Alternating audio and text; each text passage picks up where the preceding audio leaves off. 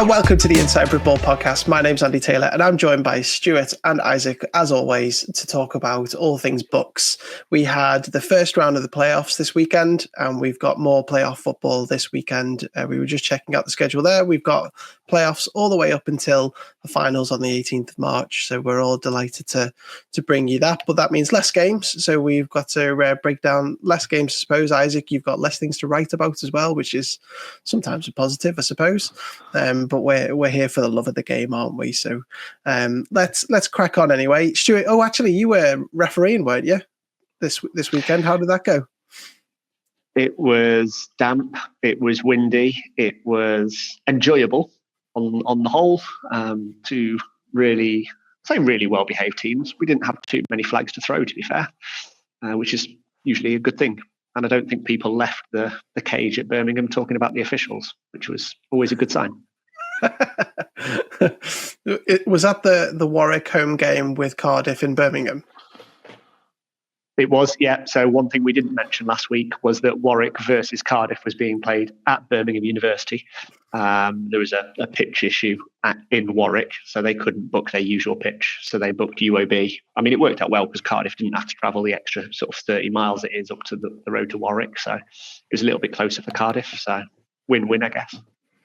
Cool. Yeah, brilliant. Well, we'll get into all of that though, won't we? Because we've got plenty to talk about. We're going to go through bracket so competition by competition rather than doing our usual review and preview. Just feels a little bit more cumbersome to go through each competition at a time. So as always, we go top to bottom. So let's tackle the Prem that's not National League, which is the National Vase. And we bring it up on screen here, and still getting used to the terminology. But the quarterfinals, I suppose, all home teams won. Which Isaac, I think you predicted that at the start of it all. But just to start the conversation up, what surprised you most coming out of the quarterfinal results in the National Vase? I think it's the Exeter Leeds match. I think I'm not surprised at who won. However, I'm surprised at the fight that Exeter brought to them. I think that Exeter travelling all that way, it was going to be a tough one for them no matter what. I think it's not one that I don't think anyone would like to do, realistically, travelling 7+ hours to play a game of American football. But no, I think they gave a hell of a fight to Leeds, and Leeds knew that they were in a battle, the entire way through the match. And Stuart, what about yourself? Because there's plenty to talk about here, and certainly what should be the first round of the playoffs, and obviously those that deserve it get through, don't they? But what was surprised you in these first rounds of the National Vase? I think for me the surprise is that we found a little bit more parity between the North and the South. The last few years we've seen a lot of the northern teams just come in and sort of steamroller the South, certainly at this level anyway. And I think this year with Portsmouth and SGS, the southern teams have sort of made that resurgence. The result between Portsmouth and NTU probably isn't that surprising based on NTU's performances post-Christmas. So it's not the actual surprising results, but the sort of the level of football that's being played across the country might be sort of levelling out at this level. And I think that's kind of attests to the National League being created.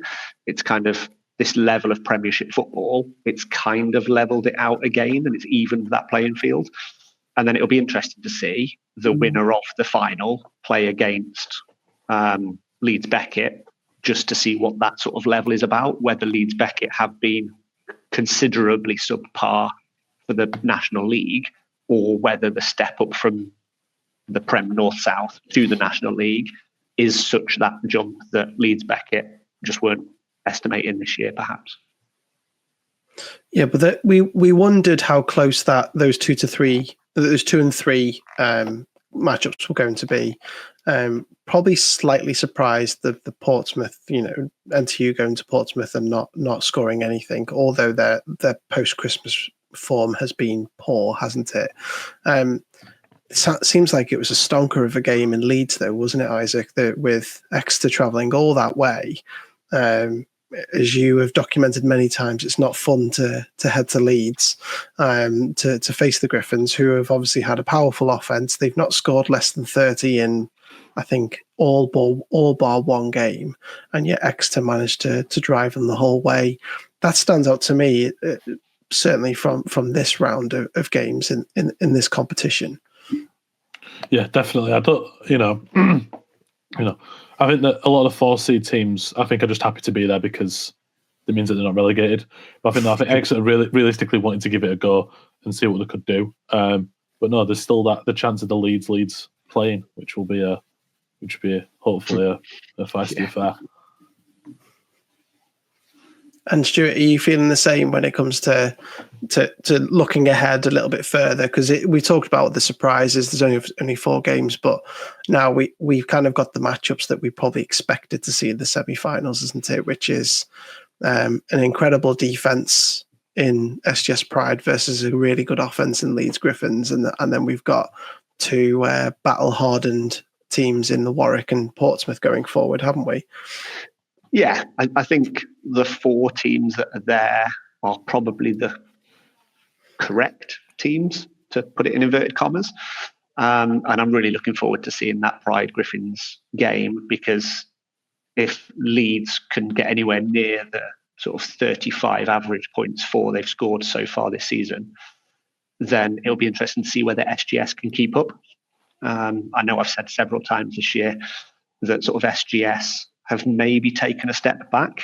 And then I think that quarter final has really proved the point that, they found a groove. They're really starting to sort of strike it hot before they go into the playoffs in their last regular season game. This quarter final, they've really found their groove, and, they've put up big numbers.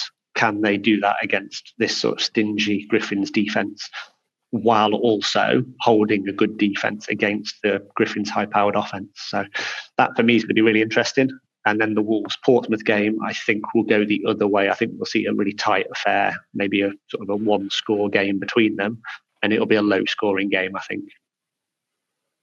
Yeah, it's obviously, this is why we love these competitions, isn't it? Because we get to see inter-division, don't we? When it comes to these sort of things, we don't know how good the North is until they start playing the South, and vice versa, obviously.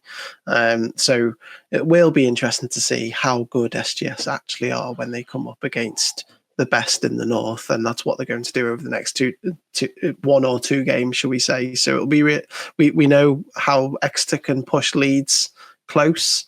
Exeter didn't do so well against SGS Pride, so maybe that's an indicator to suggest that SGS are really, really good. But we will soon find out, won't we, when we see them in 2 weeks on the 9th, I think it is, isn't it? Yeah. So no, very interesting, and look forward to seeing those matchups, and hopefully we get some streaming. But I think we're also hoping to hear from some of these teams in the build-up as well, aren't we? Because some of these teams will be in this position for the first time in a long time. So let's move on now then to the, I can't remember all these names, National Trophy. There we go. It's there on the screen. The National Trophy, but because of the way we've done the graphic, I'm starting with South rather than North first. So sorry, Isaac, we're going backwards. We're going to start with the South. So for those who are listening rather than watching, we had the Bournemouth Bobcats play the Bath Killer Bees, and it was 17-0, which is a very similar result to what we saw throughout the season, wasn't it? Then Kent potentially caused an upset, but I don't know if you can call it an upset when it's 3-0 against Hertfordshire Hurricanes. We had Brunel, who took it to the UEA Pirates 42-0, which is back to the beginning of the season, Brunel.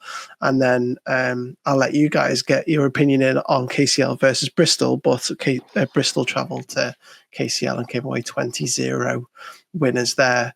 That leaves us with a matchup in the quarterfinals. I think the class does Bournemouth versus Kent and Brunel versus Bristol.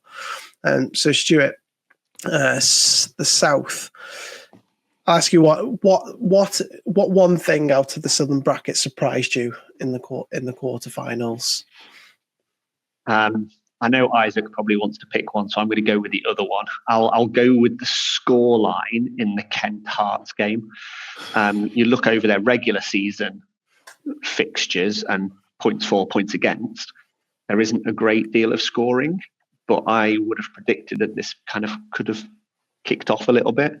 The only thing I can consider, I think I've seen photographs of the game and the weather was awful. And I'm pretty sure it might be the case across a lot of fixtures last weekend. It certainly was in Birmingham. It was wet and windy and there was punt snaps going sort of banana shaped. So anybody from Kent or Hearts that want to comment saying, oh, the weather was awful, which is why the score was low, I get that. That's fine. So I think that might have been a leveller and that might have sort of derailed the Hearts offence by the looks of things, as well as the Kent defence, because throughout the season, Kent only conceded 60 points. So, and they only really scored 98. So they've got, a stingy defence, but not a massively potent offence. Whereas Hearts was kind of fairly balanced, but the points were greater. So I kind of expected that scoreline to be a bit bigger. Yeah, and Isaac, there's a surprising number of zeros for a first round of a Tier 1 playoff. But is there any surprise that came out of this round for you in this part of the bracket? It's that Bristol game, and that Bristol going on the road to KCL and coming away with a 20-0 victory. They're in the playoffs with a minus points differential. Their defense has been poor this season. Their offense has been worse, and then it's somehow all clicked together in the playoffs. So realistically, they know when to turn it on, don't they? It's good to see it. This is why I think we like the playoffs, because we don't know what's going to happen. Anyone could beat anybody. As soon as we get out of the divisional games and you can see what teams are really made of it, it helps us all see it a lot clearer. I think if you look at every single losing team didn't score a point. And it looks strange, but it also shows the strength of the sides that they're playing against, really. These other sides who are winning are in the playoffs for a reason. And not to say that the losing sides are, but clearly there's a gulfing class between the 8 sides. And they might have been a surprise to KCL as well, because to be fair to them, KCL hadn't scored more than 7 points in a game, apart from once. And the second time they do it was this travel to KCL, and it is an interesting score. And fair dues to Bristol, they clearly had some very difficult competition in Bournemouth in their division, and now you can see that they certainly deserved that with their trip to KCL for sure. And who knows how much the weather affected KCL and their offense, because I'm sure it was just as dreadful for them. But Stuart, overall, then, what are your takeaways from this round that shapes up with the matchups that we've got? I'm really drawn towards that top fixture. Obviously, Bournemouth have had the high-powering offence all season, and the only times that they've not really fired was against Bath Killabees. So it'll be really interesting to see whether they can return to that productivity against Kent, or whether Kent will bring that defence that they've had during the regular season and sort of stifle the Bournemouth offence. And I'm trying to work out how far it is from Kent across to Bournemouth, across that south coast. It's a bit of a drive, so let's see how Kent travel, and then obviously see how the Bournemouth bandwagon continues to roll. They've conceded 10 points now in 9 games, so they're just over 1 point a game, which is just insane, isn't it? Which, including one of them, is a playoff game, albeit against a third place team. But it's some doing, isn't it? And we can try and game it forward, and we can look forward to certain matchups, but we don't want to count our chickens. But Isaac, what about yourself? Is there anything in particular that you wanted to talk about with this round of games? I'd love to see if the Barracuda could go to West London and beat the Burners. It's going to be a hard one, and I think the Burners may burn the Barracudas, but no, I think it would definitely could be an interesting one to see if Bristol can, back up the performance last week and go into this week and, hopefully do the same again. They've got it in them, the Brunel, haven't Yeah. the Brunel Burners, haven't they? They've got it in them for a tight game, a tight, nasty game, which we, as you documented, Bristol like, because they're coming into this game, even with that win, right? And I'm just doing the maths quickly in my head. Even with that win, they're still in a negative point differential. Yeah. And that's with a 20-0 win. So, okay, they've come up against Bournemouth, and Bournemouth have trounced everybody if they're not called a killer bee. But, it's still that Brunel have shown that if they're on fire, they can steamroll someone 42-0, and they did that 3 times and 3 or 4 times leading up to Christmas. Then they had this slump, didn't they, where they could only just beat Brighton. They could, that comes to mind. So it depends how much of a dirty game Bristol can make it, muddy the water and make it difficult for them, and see if they can take it to Brunel. But look forward to seeing those 2 matchups, and we can all dream of a Kent Bristol Barracuda semi-final, can't we? But we will see how that plays out over the next couple of weeks. Let's have a little look then at the northern bracket. Something a side of the bracket that we know a little bit better, but there was a shock in this side of the bracket, I would say. But you guys know better than me. Isaac, I'll give you first dibs here. What was the surprise of this round for you? Yeah, Sterling winning. I think that's the one for most of us. I think all season long they haven't. They've been up and down all season long on the road, going to Preston, long journey, and come away with a win against the side who realistically couldn't stop scoring up until then. Holding the Rams, who have scored 20 plus points in most games, maybe apart from 1 or 2, close to 30 a game. Yeah, exactly. It's remarkable to see what the Klansmen could do. Yeah, like we said last week, they have all the experience of Prem coaches, Prem players, and it really came into show against the Rams. Yeah, I didn't get to see much of it, but there was quite a bit going up on socials, wasn't there, from both sides, and it kind of looked like there was a battle in the trenches in the end, and that's potentially, and I didn't get to see the full game, but potentially that's what stirred it in the Klansman favour, to make it a dog fight, if you like. Maybe I could be completely wrong, and I'd love to hear from you, Clan or Sterling, to tell us otherwise. But for those who are listening, 13-10 win Sterling over UClan. That's a shocker, isn't it? And Stuart, what about you? So we had Edinburgh Napier, the Edinburgh Derby, 27-0. That was similar score to what we saw the week before or something. Leicester travelled up to Northumbria, 28-6 to Northumbria, and Nottingham Green, Sheffield Hallam Warriors rematch. But obviously we've seen this fixture before, but it didn't go that way last time. 23-6. To Sheffield Hallam, and that sets up Edinburgh Napier versus Stirling, Scotland Derby, and Northumbria Sheffield Hallam. Was there any surprises to you? Do you want to stick with that UClan game, or is there anything else that you wanted to point out? No, I think we're staying away from the Green Warriors game because of the way that the final game of the regular season finished. We kind of got a precursor, knowing that Nottingham probably weren't at full strength, so they didn't have a couple of players through injury. A couple of the guys from Green talked to us, like personally. Obviously, we don't mention who, we don't, unless they really want us to and speak to us.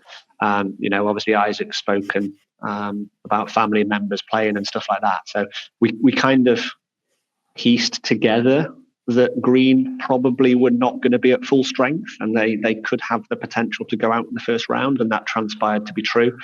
I'm sure the Sheffield coaches enjoyed that victory on Sunday at UON, sort of on their turf, as it were, rather than a home victory. Away wins always taste slightly sweeter, and that bus journey home is a little bit more fun, right?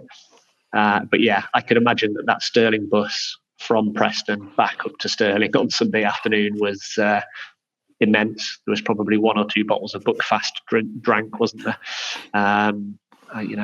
You talked to a couple of the Scottish coaches at the coaches convention, and they enjoy a tipple or 2. So yeah, you can imagine that it was quite a leery coach on the way back, and there was a few Monday morning lectures conveniently missed, shall we say. But yeah, no, it sets up a tasty all Scotland quarter-final, sort of Napier versus Stirling, a fixture that neither of them will go into lightly. And I'm sure the coaches are already chewing the fat off the bones of that scout film going into that game. Yeah, and Isaac, for you, there's no real standout here, is there? Because we still don't know how good Edinburgh and Napier are. Edinburgh and Napier have beaten everybody that's come in their path, right? But we don't know whether that's good or not, because we've seen them come up against all the same opposition. So it's almost like they're going to go, let's assume the repeat of the same result that happened with Edinburgh. I'm sure Edinburgh Napier Stirling has happened this year twice. already. Yeah, twice. And they've beaten them twice. It's always difficult to beat someone 3 times. But no, I think our prediction, I'm sure your prediction will be pointing towards an Edinburgh Napier win there. Stirling will take absolute confidence from that victory as well. But we don't know, do we? And we won't know, assuming that they get through, or the Stirling the same, if they get through, we won't know if they're any good until they come up against either Sheffield Hallam or Northumbria in the semis, which is a bit of an odd one, isn't it? Because they've gone full Scotland the whole way. Yeah, exactly. And realistically, we could argue that we know more about Stirling.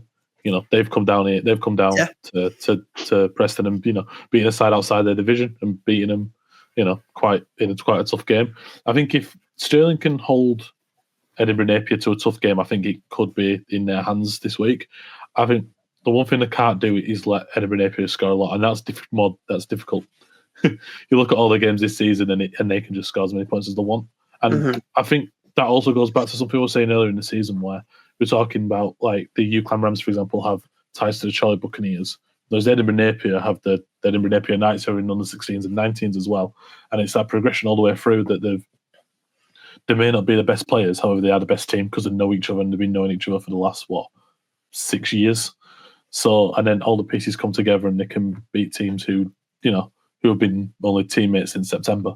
So it's going to be an interesting one, especially this, to see if Stirling can carry on the momentum, because it should be, you'd have hoped that they'd be able to keep them close this game as well. Yeah, it's true. I think, Edinburgh Napier haven't played as many games towards this end of the season as well. Stirling have been on a run. They had a week off, I think, if memory serves, but they played 3 on the bounce before that game. A big long arse journey down to Preston and back, as we all know in our trips up to Scotland. That's a long M6 journey, and they came away with a win. Can't take any away of that, but there's still only 13 points scored. They've only scored around about 2 touchdowns a game on average this year. To your point, they really can't let Edinburgh Napier score that many. Otherwise, it looks like they still don't have a very potent offense, albeit they deserve to be there, because it's really tough to keep the UClan Rams under 20 odd points as well. But no, Edinburgh Napier, what are they at now? They're at something like 35 points a game. Mm-hmm. They score at will, don't they? And they've seen these foes before. Yeah, it's just interesting. I just find it interesting that, Edinburgh Napier, we've seen it before, haven't we, where these seedings happen. You see normal foes that you've already been up against, then you come up against somebody who you haven't played against before, and you come unstuck because it's something new or an opposition you've not seen before. And who knows, Sheffield Hallam or Northumbria might be licking their chops at again. So who hosts that semi-final? Is it the highest seed? Is it? Do we know? Yeah. Who ends up hosting? Napier or Stirling will host Northumbria or Sheffield. So it kind of follows that bracket down. So the top teams always host. Right. Okay. Interesting. So it isn't a case of if Stirling get through, Northumbria host. Yeah. Interesting. I also think that that Northumbria Sheffield Hallam game is just going to be a shootout. It's just going to be complete offense all the time, scoring at will no matter what. I watched a little bit of the Northumbria game, and there was one play where the QB scrambled out to his left, and he looked as if thinking, "Oh, I'm just going to run it here," but no, he's got the ability to look up and just fire it as far as he possibly can.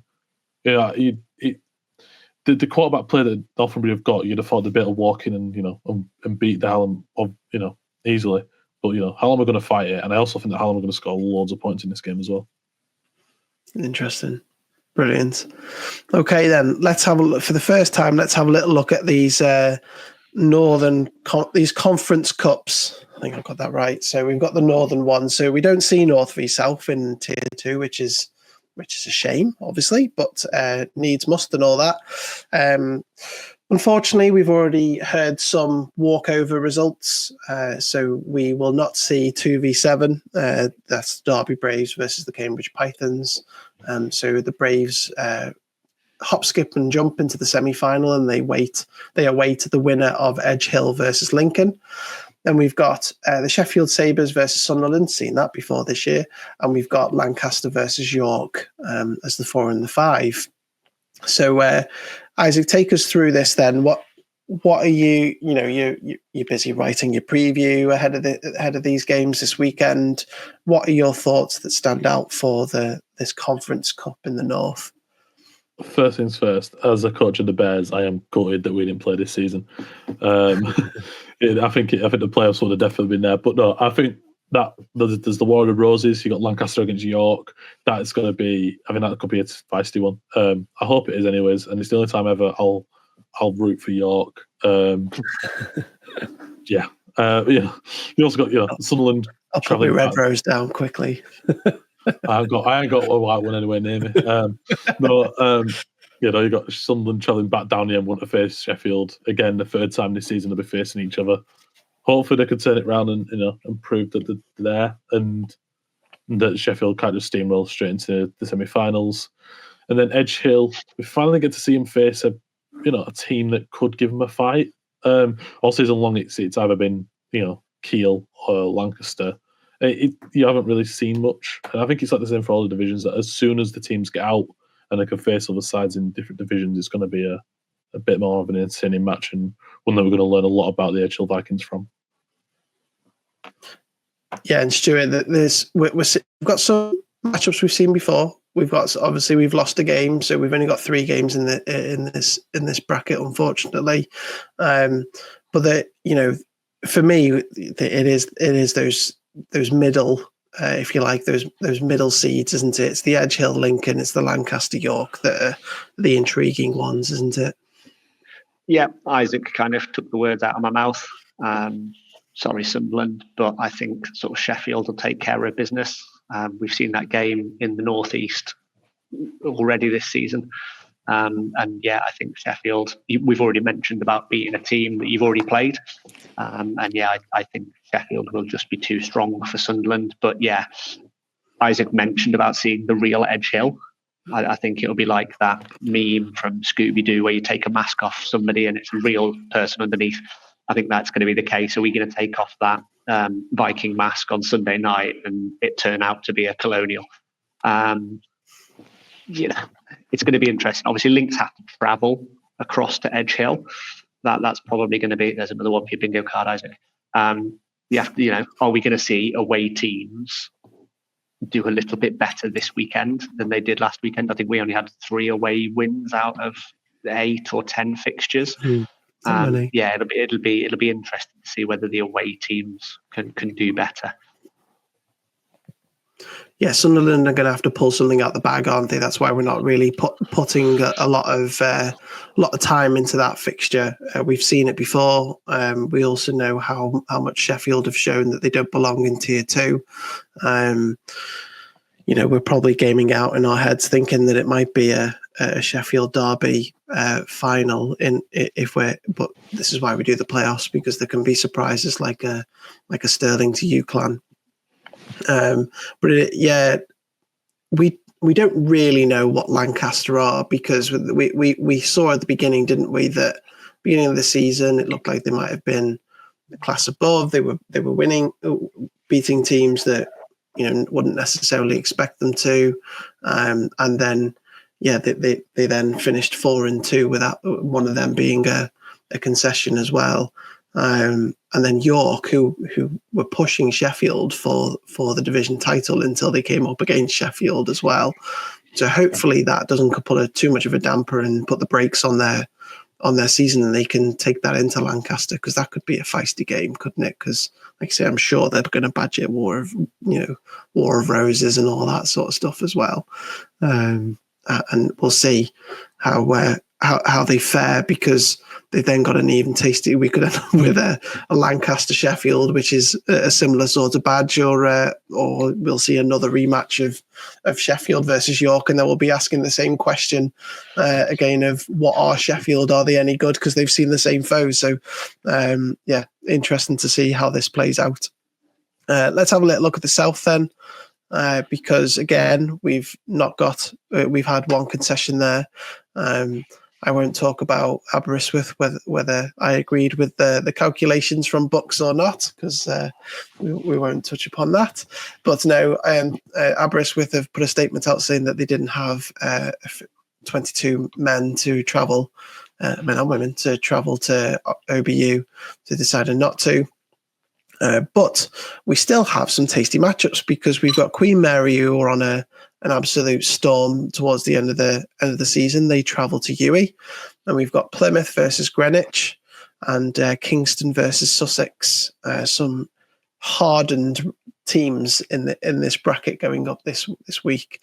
Stuart, is there anything that you wanted to particularly pick out of these quarterfinal matchups? I'm looking forward to bottom left. I'm looking forward to Queen Mary travelling up to UWE too. Two teams that have been fairly matched over the regular season.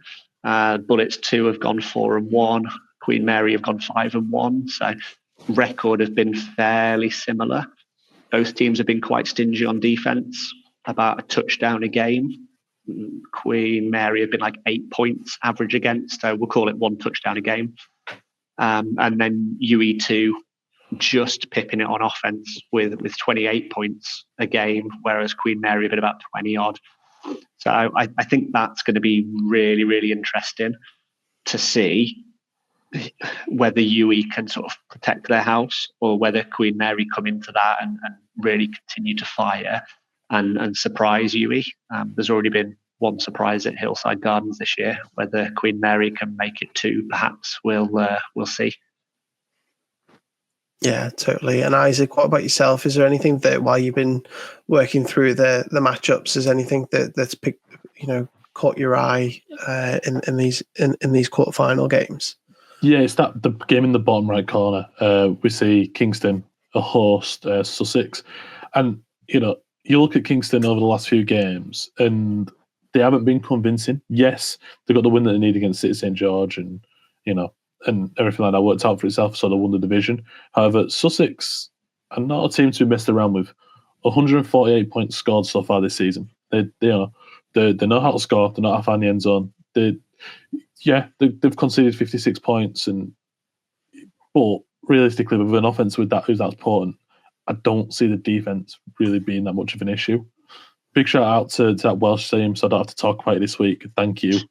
I don't have to talk about them for the rest of the season. I'm happy. I have to type in their name. But no, that Kingston Sussex game is going to be an incredible one to watch. And I think it's going to be two offenses again who are just going to, try and outscore the other. And I tend to agree with you.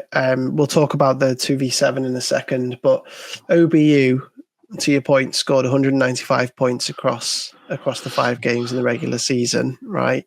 Which is 39 points a game. They scored 18 against Sussex, and it was an 18-6 win over Sussex from OBU. So Kingston have got a matchup, right?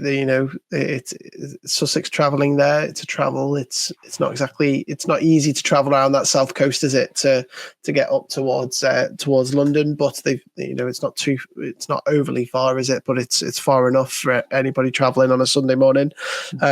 Kingston, as you say, the stats don't point out too well, do they? That they'll point towards the top of the division, won it on a tiebreaker over Queen Mary. But they'll definitely be hanging on that defense. Hopefully that defense can show up and keep it to below a touchdown as they have done most of the season. But let's give a little bit of a talking about the Plymouth Greenwich game, Stuart, because we've talked about the other three, obviously. Plymouth have been the class coming out of the southwest, and Greenwich have come in as a third best player team with 7 points, weirdly. But no, is it a foregone conclusion, or do we see Greenwich making a play of this? No, I don't think it's foregone. Plymouth haven't been that potent on offense all season. Certainly during the regular season, they've only scored 19 points a game. So that's only really like 3 non-converted touchdowns, if you want to look at it that way. And Greenwich's defense has been quite stingy, only conceding 13 points. So it's just whether the Greenwich offense can put up more than the sort of the average, again, 13, 14 points that they've scored all regular season. It could be a really low scoring affair that could go either way. So although the seedings say differently, 2-7, this could be as interesting as the other 2 games at the bottom of the bracket, but it just might not be for exciting for you offensive coaches. Defense, you're probably going to love this because it could be a 7-6 or it could be a 14-10 type game, like the Stirling U-Clan was. It could turn into that sort of slugfest of a game, which, if you're paying your money to go watch it, you might want to keep your receipt unless you're a defensive type guy. Mm-hmm. Yeah, but a 5-0 record is a 5-0 record, isn't it? A 5-0 record with coming out of a division with 3 playoff teams as well, albeit they've played less games than the Southeast, haven't they? So it will be an interesting matchup. That I think the reason why we spent a bit more time on this, because I think these 3 matchups are probably the closest 3 out of all the competitions that we've got. Really, I think if we did predictions on a weekly basis, which we haven't done this season, might be a next season thing, but you can see yourself getting called out and highlighted on social medias when you get your predictions wrong. You can kind of sense a number of wrong predictions out of these 3 games, can't you? Which is why I wanted to spend a little bit more time on this bracket in particular. The one that we're not talking about is probably the one that we would have all predicted to happen that way, isn't it? But be interesting to see, playing it forward, seeing either Queen Mary or UE against OBU would be very interesting, wouldn't it? But we've got a week yet to talk about those things. So anything else before we get out here? Not particularly from me. I'm in the day Sunday. I'm not covering a game, which is why I've been able to talk about all of them. Yeah, brilliant. No, awesome. No, well, thank you very much for your time once again to break them down. Catch Isaac's preview, which will come out hopefully Friday or Saturday, depending on how quickly I can get it posted. But yeah, check that out on our website when that drops. We'll make sure to put it over our socials. Check out our socials as well. We'll be putting out the youth schedules, won't we? We've got NFFL alignments to put out as well, haven't we? And there was definitely something that I needed to talk about, wasn't there? That's yes, thank you, Stuart. WFL. Yes. Go on. So the Kiwis were planning on doing a pod this week to review what happened in last weekend's WFFL. This bug that's going around a lot of people at the moment has stricken them down. So it's probably a good thing, but Aaron was struggling, so Kiwi didn't have too much of a voice to listen to there. And then Kiwi also popped up and said, I'm struggling. So we didn't film on Tuesday as we had originally planned. That will hopefully come into recording next week for release next week. We might be 7 days behind, but we'll get you guys covered. And we'll get that out as well. But if I'm sure HNC have done something on their pods, have a listen to theirs this week and then listen to ours next week. Yeah, an amazing final day that in the end wasn't as exciting as it could have been. The chaos that I was after didn't arrive as much as we did, but still there was still some surprises that we need to talk about and break down. But as much as we'd like to, we are human beings. We get on well, and we didn't manage to get that out this week, but we will next week for sure. We will be back next week as well, because we've got some quarterfinal results to talk about and some semi-finals to preview going into next week. And we're probably going to try and get a special guest on as well, aren't we? We'll try and get somebody on to try and fill the gap from talking about 6 games and trying to